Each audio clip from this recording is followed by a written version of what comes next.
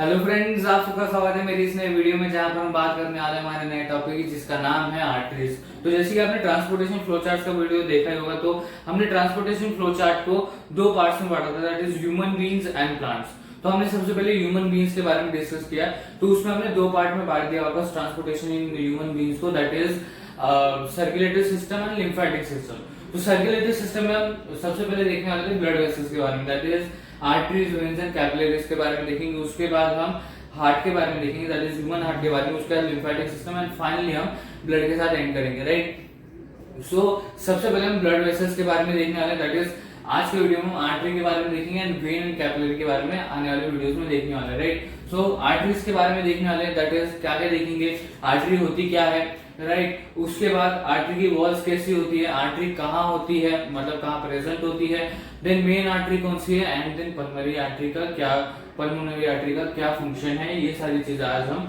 इस वीडियो में देखने वाले। बेसिकली हम आर्टरी के बारे में देखने वाले कि आर्टरीज होती क्या है, तो उसी के बारे में हम आज डिस्कस करने वाले। तो शुरू करते हैं। तो पहले ये देख लेते हैं इंट्रोडक्शन, और उसके बाद ये जो पॉइंट्स है, इतने पॉइंट्स ये आर्टरीज के बारे में डिस्क्राइब किए गए कि आर्टरी कैसी है, आर्टरी कहाँ होती है, आर्टरी की वॉल्स कैसी होती है, देन मेन आर्टरी कौन सी है, देन मेन आर्टरी का फंक्शन क्या है, देन पल्मोनरी आर्टरी क्या है, ये सारी चीजें, ये 7 पॉइंट्स हमें बताती है, राइट। ये सारे पॉइंट्स इस बारे में बता दे। तो पहले इंट्रोडक्शन की तरफ आते हैं, राइट। सो देखिए, arteries, veins and capillaries are kind of thin pipes और tubes through which blood flows in the body.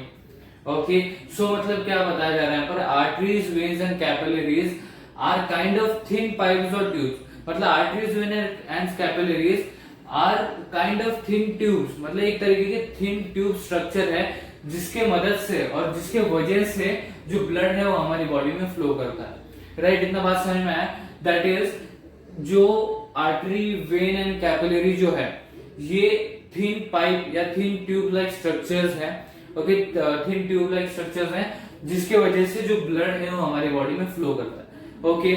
उसके बाद सेकेंड चीज, arteries, veins and capillaries are called blood vessels, okay, arteries, veins and capillaries are collectively are called blood vessels, we can say like this, right. So arteries, veins and capillaries are known as blood vessels. तो introduction समझ में आया। arteries, veins and capillaries एक thin tube structure है जिसके वजह से जो ब्लड है वो हमारी बॉडी में फ्लो करता है, ओके, जो ब्लड है वो हमारी पूरी बॉडी में फ्लो करता है, किसकी वजह से, आर्टरी, वेन्स एंड कैपिलरीज जो थिन पाइप या थिन ट्यूब स्ट्रक्चर है जिसकी वजह से पूरी बॉडी में हमारे ब्लड फ्लो करता है, और इन्हीं को that is that is artery, veins and capillaries को ही हम ब्लड वेसल्स बोलते हैं, ओके। इतना बात समझ में आया। सो ये था इंट्रोडक्शन। अब आते हैं हमारे मेन पॉइंट पे, दैट इज आर्टरीज के बारे में। सो पहला पॉइंट आर्टरीज के बारे में क्या बताता है, they are thick walled blood vessels, okay, they are thick walled blood vessels which carry blood from heart to all part of the body, okay.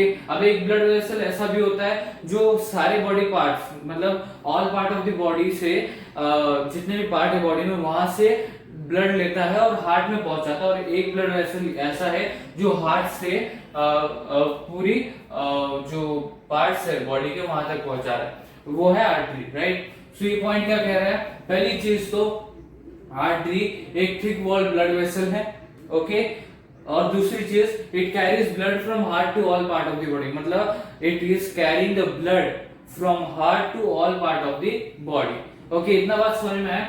So they are thick walled, पहली बात तो they are thick walled vessels, blood vessels, okay. So पहले point में दो main points है, दो main part मिलते हैं हमको, that is they are thick walled blood vessels, okay, पहला ये चीज। दूसरी चीज, they carry blood from heart to all part of the body, okay, मतलब वो ब्लड को हार्ट से सारे पार्ट ऑफ द बॉडी, मतलब जितने भी पार्ट्स है बॉडी में वहां तक ब्लड पहुंचा रहा है, कौन, आर्टरी, ओके। ये दो पॉइंट्स हमारे पहले पॉइंट में निकले, ओके, दैट इज जो आर्टरी है ये थिक वॉल्ड ब्लड वेसल है, और दूसरी चीज जो है वो है carry blood from heart to all part of the body, मतलब हार्ट से ब्लड को कहां पहुंचाया जा रहा है, जितने भी पार्ट्स है बॉडी में वहां तक पहुंचाया जा रहा है, ओके। ये था पहला चीज। अब यहाँ पर थिक वॉल बोला गया है, ओके। अब थिक वॉल क्यों है इसका, थिक वॉल ब्लड वेसल बोला गया, तो आर्टरीज के थिक वॉल क्यों होते हैं, तो अब ये अगला पॉइंट हमें बताता है कि इसके थिक वॉल की, पहले पढ़ लेते हैं और उसके बाद बताता हूं मैं। Arteries have thick walls because blood emerges from heart under high pressure. समझ में आई बात? दैट इज इनकी थिक वॉल्स होती है क्योंकि जो ब्लड हार्ट से फ्लो हो रहा है, एमर्ज हो रहा है, वो अंडर हाई प्रेशर हो रहा है। मतलब जितना भी ब्लड हार्ट से फ्लो कर रहा है या एमर्ज कर रहा है वो हाई प्रेशर में एमर्ज कर रहा है, फ्लो कर रहा है। ओके, सो हाई प्रेशर में हो रहा है ये प्रोसेस, जो ब्लड का एमर्जिंग है फ्रॉम दी हार्ट वो हाई प्रेशर में हो रहा है, इसलिए उसकी थिक वॉल्स है। किसकी? आर्टरीज की। ओके, अगर ये लो प्रेशर में होता, मतलब जो ब्लड एमर्ज कर रहा है हार्ट में से वो लो प्रेशर में होता, मतलब वो लो प्रेशर में एमर्ज करता, तो इसकी क्या होती? आर्टरीज की वॉल्स कैसी होती? थिन होती।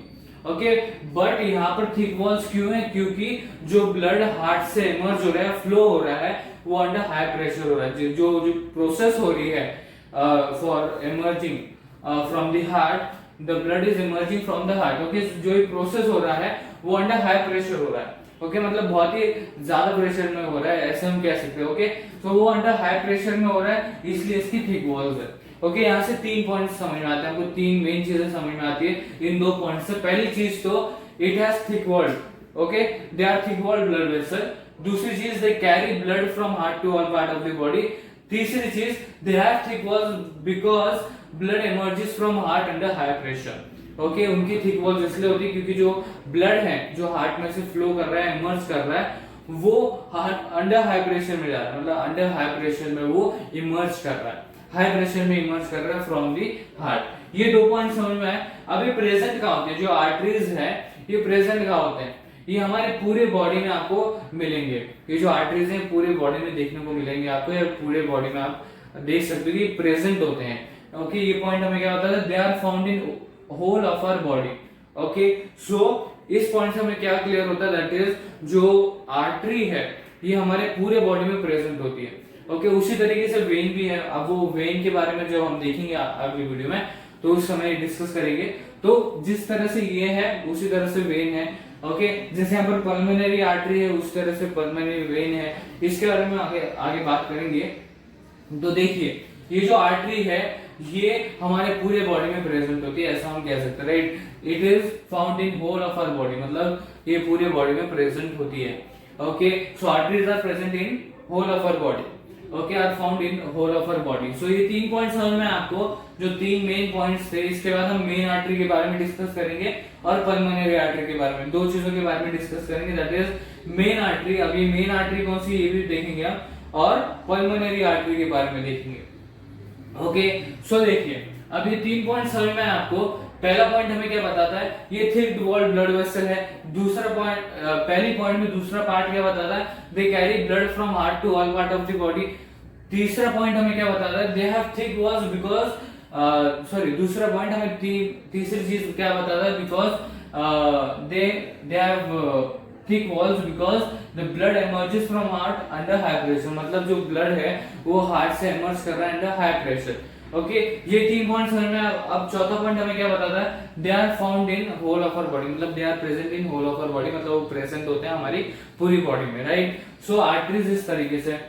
अब मेन आर्टरी के बारे में आप देखते हैं। The main and the largest artery called aorta is connected to the left ventricle of the heart. Okay, तो आप देखिए, जो मेन एंड लार्जेस्ट आर्टरी है हार्ट में, आप बोल सकते हो स्पेसिफिकली अभी हार्ट के बारे में हम बात करने वाले हैं। हार्ट में ओएटा, वेना कावा, पल्मोनरी आर्टरी, ये पल्मोनरी वेन, ये सारी चीजें होती, तो हार्ट से रिलेट करते हुए बोलते हैं हम, राइट? सो अब जो हार्ट में मेन एंड लार्जेस्ट आर्टरी है, हार्ट से रिलेट करते हुए बोल रहे हैं, इसलिए हार्ट को यहाँ पर इंक्लूड कर रहे हैं। सो जो हार्ट में मेन एंड लार्जेस्ट आर्टरी है वो है ओएटा। ओके, अब ये ओएटा किससे कनेक्टेड है? Left ventricle of the heart. अब जो हार्ट है ये 4 चैम्बर्स में बटा हुआ है, जैसे हमको पता है, that is left and right atrium and left and right ventricle. Okay, so जो main and the largest artery जिसको हम ओएटा बोलते हैं, ये कनेक्टेड है लेफ्ट वेंट्रिकल से, हार्ट के लेफ्ट वेंट्रिकल से। ओके, सो ये पॉइंट हमें 2 चीजें बताता है। ओके, कौन कौन सी 2 चीजें बताता है? Which is the main and the largest artery okay in the heart or in whole body and where it is connected in the heart. Okay, so first thing जो हमें बताती है that is which is the largest and the main artery. So the main and the largest artery is called aorta. Second is where it is connected in the heart. So it is connected to the left ventricle of the heart. Okay, so यहाँ से दो चीजें पता चलती है, which is the main and the largest artery, and second where it is connected in the heart. Okay.